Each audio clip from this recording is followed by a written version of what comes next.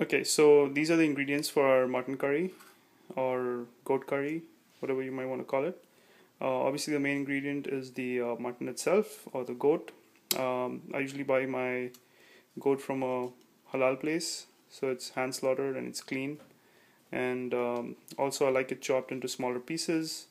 I make sure to wash it with cold water, when you get it home, and make sure it's drained and also dry it down with maybe paper napkins because that makes it easy to brown the meat with the onions. Anyway, so that's the meat. The next ingredient is the onions.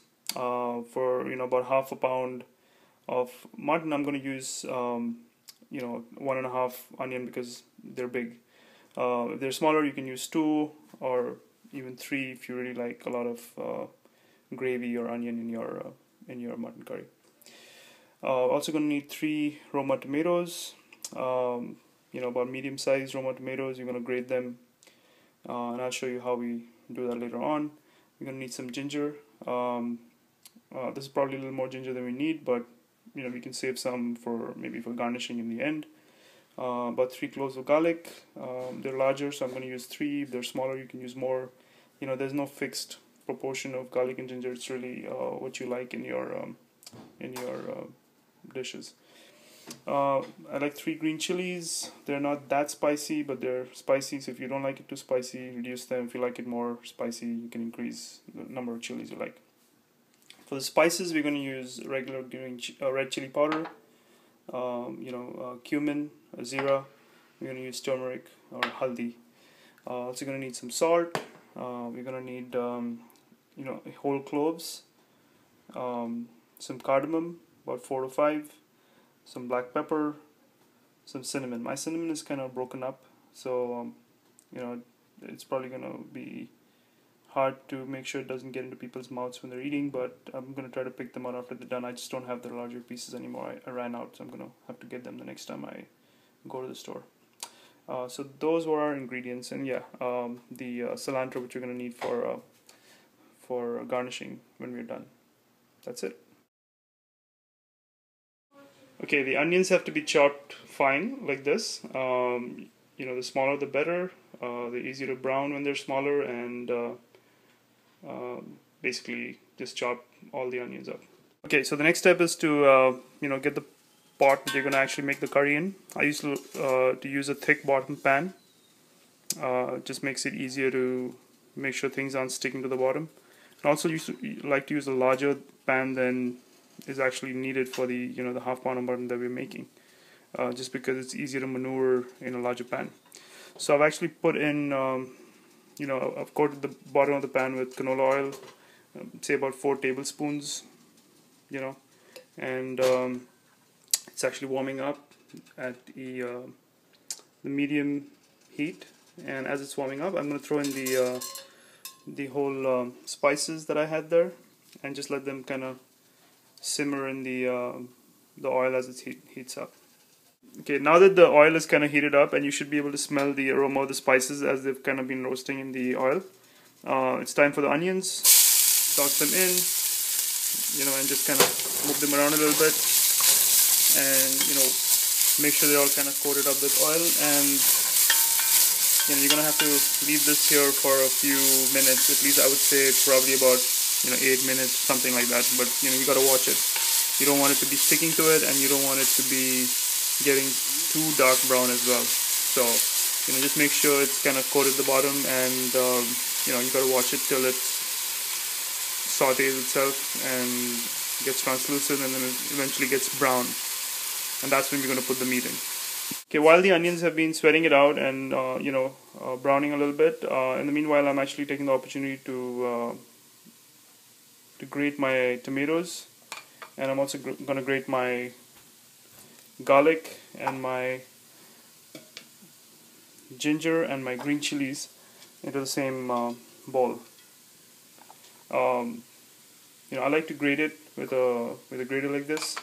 You can use a food processor if you like, but essentially what you're trying to do is to get a tomato paste, fresh tomatoes and garlic, ginger and chilies all mixed up together.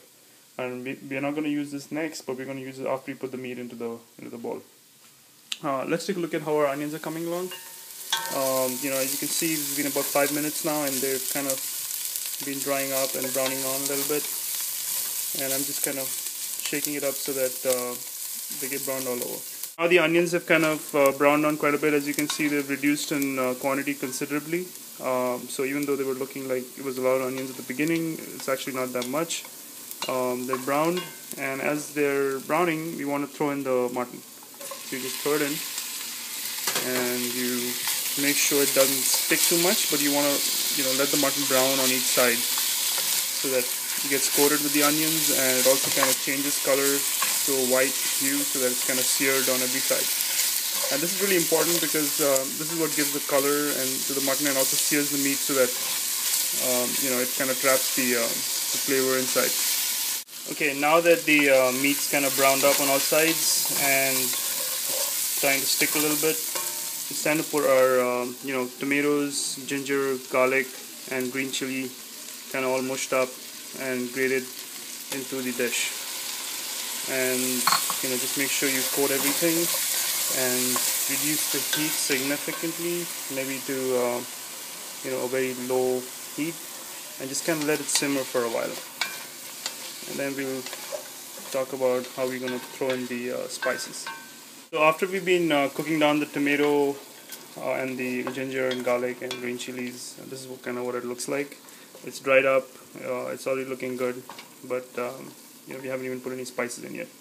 Anyway, so I'm going to throw in the spices now, the red chili, the turmeric, and the cumin, and salt. I usually don't put it in a plate before I put it in, but I just want to show you, the kind of quantity that I'm putting in. It's approximately a teaspoon of each, maybe a couple of teaspoons of the cumin, and just throw it in there and shake it up.